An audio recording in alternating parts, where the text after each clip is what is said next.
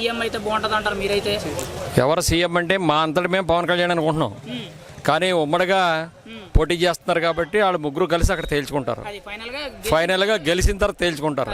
ఇప్పుడు పిఠాపురం నియోజకవర్గంలో వంగా గీత గారు పవన్ కళ్యాణ్ గారు పోటీ చేస్తున్నారు. వీళ్ళిద్దరిలో గెలిపోయితే ఎవరు అనుకుంటున్నారు మీరైతే? పవన్ కళ్యాణ్ గారు. ఎందుకని అవకాశం ఇస్తానంటారండి మీరు? ఎంచేదంటే పేద సాధనలందరినీ కూడా చూస్తున్నాడు ఈయన. మంచి అడ్లందు ప్రతిదానికి అతను సొంత సొమ్ము తీసి ఖర్చు పెడుతున్నాడు. అలా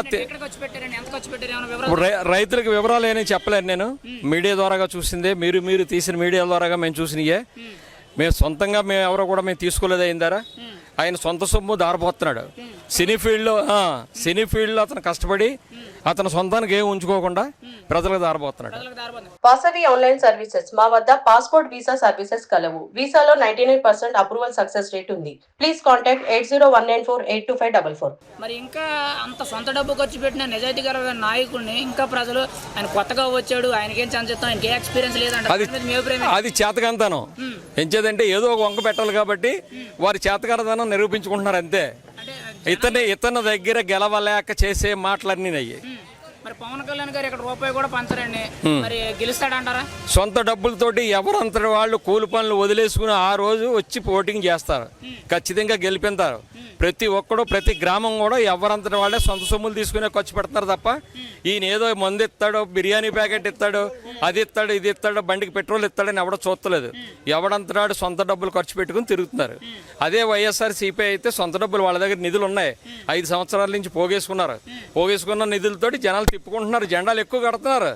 మాకు ఒక్క జెండే మా నాయకుడు ఇచ్చేది, ఒక బండికి ఒక జెండే, లేదంటే 2 బళ్ళకి ఒక జెండా ఇవ్వగలుగుతున్నాడు. వాళ్ళు 5 జెండాలు 10 జెండాలు పెడుతున్నారు. వాళ్ళు ఇచ్చేదంటే సొమ్ములు ఉన్నాయి వాళ్ళ దగ్గర.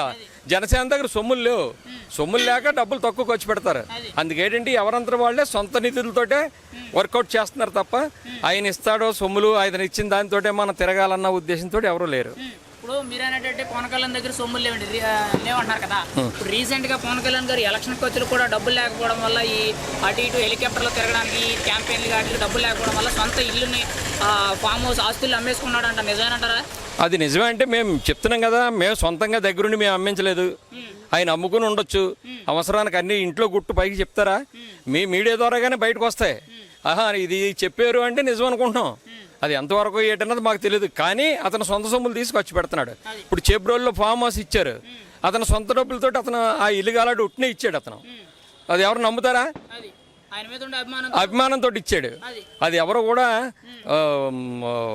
సొంత డబ్బులతోటి ఖర్చు వదిలేసుకుని అతను సొంత డబ్బులతోటి ఇల్లు ఖర్చు పెట్టి ఇంటిని కట్టి అతను ఇవాళ పవన్ కళ్యాణ్ గారికి ఇచ్చారంటే పవన్ కళ్యాణ్ గారి తర్వాత అతనే నెక్స్ట్ పవన్ కళ్యాణ్. మాకు చెప్పాలంటే అలాంటి వాడు ఉండాలి. ఇవాళ ఎవడో కూడా నీకు ఇవాళ ఇప్పుడు ఈ కూలి మనిషి ఉన్నాడు, కూలి పని వదిలేసుకుని వస్తున్నాడు.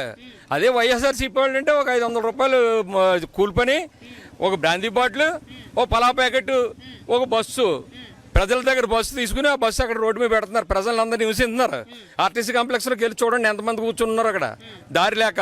బండి మీద వెళ్ళివ్వండి. ఇప్పుడు నేను కాకినాడ నుంచి వస్తున్నాను, నేను మాకు దారి ఇవ్వలేదు. బండికి కూడా దారి ఇవ్వలేదంటే ఎంత దౌర్జన్యం ఉందో చెప్పండి, దాన్ని బట్టి చూడండి. మీరేంటంటే ప్రజలు ఇలాగ పలవా ప్యాకెట్లకి, బిర్యానీ ప్యాకెట్లకి, లేకపోతే మందుకి, డబ్బుకి ఆశపడి జీవితాంతం ఇలాగ పరిపక్వత అయిన మనిషి అంటే మినిమం జ్ఞానం లేకుండా ఇలాగ తెలియని ఓట్లేసి వాళ్ళ అభివృద్ధిని వాళ్ళే నరికేసుకుంటున్నారంటారా? నరికేసుకుంటున్నారు. ఎంచేదంటే తప్పుదావలోకి వెళ్ళిపోతున్నారు. ప్రతి ఒక్కడు తప్పుగా డబ్బులు సంపాదించడం నేర్చుకున్నారు. ఇప్పుడు వైఎస్ఆర్సీపీ ఉంది, అన్ని తప్పుదారులే. మా భూములు ఉన్నాయి, మా భూముల మీద పాస్బుక్ల మీద ఆయన ఫోటో. రేపు పొద్దున్న దెంగేయచ్చు, మళ్ళీ రేపు పొద్దున్న ప్రభుత్వం వస్తే దెంగేస్తుంది.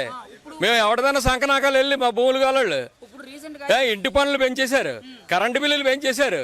కొంతమందికి ఏమో 200 యూనిట్లకు ఫ్రీ, కొంతమందికి ఏమీ లేదు, కొంతమందికి రేషన్ కట్, ఎవరన్నా తిరుగుబాటు ఉన్నాడంటే వాళ్ళ పెన్షన్ కట్. ఇంకే ప్రభుత్వం అవును మేము చూస్తున్నాం కదా. కొన్ని పల్లెటూరులో జరుగుతుంది, అది సిటీల్లో తెలీదు. నీ ఇంటి దగ్గర ఏం జరిగింది నాకు తెలదు, నా ఇంటి దగ్గర ఏం జరిగింది నీకు తెలదు. అది పల్లెటూరులో తెలుస్తుంది.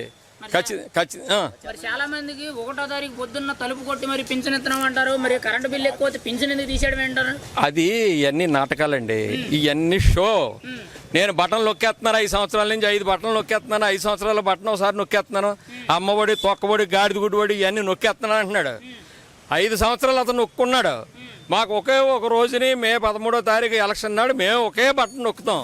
అదే బటన్తో సరే అది ఆ బటన్తో మొత్తం చరిత్ర అంతా చరిత్ర అంతా తిరగబడిపోయినట్టుగా అయిపోయినట్టుగా అక్కడతోటి ఇంకా అక్కడి నుంచి పవన్ కళ్యాణ్ లాంటి మహానుభావులు వచ్చి మమ్మల్ని అందరినీ ఆదుకుంటాడని మేము ఆ భగవంతుని దత్తాత్రేయుని ప్రార్థిస్తున్నాం.